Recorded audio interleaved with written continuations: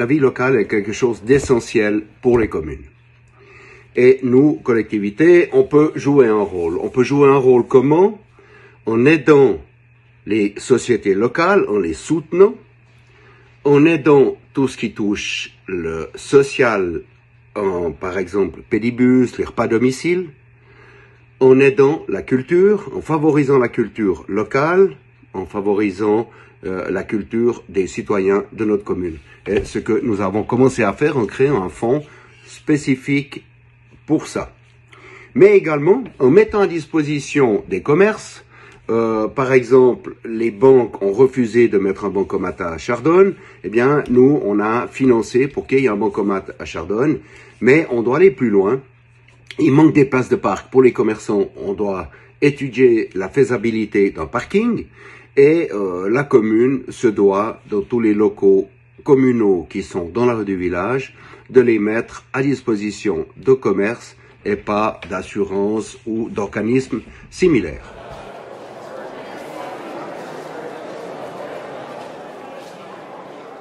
On doit élargir le débat et pas simplement se focaliser sur la fusion des communes du cercle de Corzier. Corzo-Corzier, eux, sont beaucoup plus axés par rapport à Vevey.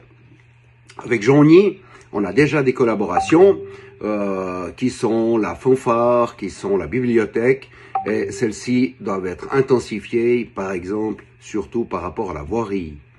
Mais on doit également regarder nos communes voisines. Tout ce qui touche à la mobilité, au transport, par exemple, eh bien, doit être axé également sur Palaisieux, ou voire sur Puy-Doux, principalement, pour les citoyens de notre commune qui se rendent à Lausanne ou à Berne. Donc, vous le voyez, collaboration, oui, fusion, à voir, mais surtout, étudier une palette plus large de liens avec nos voisins. Devant la maison de commune, créer une place du village qui irait jusqu'à proche de la route cantonale au sud de la maison de commune. Et dessous, eh bien là, ça serait l'idéal pour créer un parking avec un accès direct sur la rue du village. Rénover la grande salle, enfin rénover cette grande salle. Mais attention, garder le volume existant de cette grande salle pour les sociétés locales qui en ont besoin. À l'ouest du village, on a une zone que le canton nous donnerait comme zone d'intérêt public, et là, on pourrait mettre tout ce qui est parascolaire. On avait malheureusement pas réussi avec notre projet de crèche il y a une dizaine d'années, et bien là, ça sera l'idéal pour enfin que Chardonne ait sa crèche.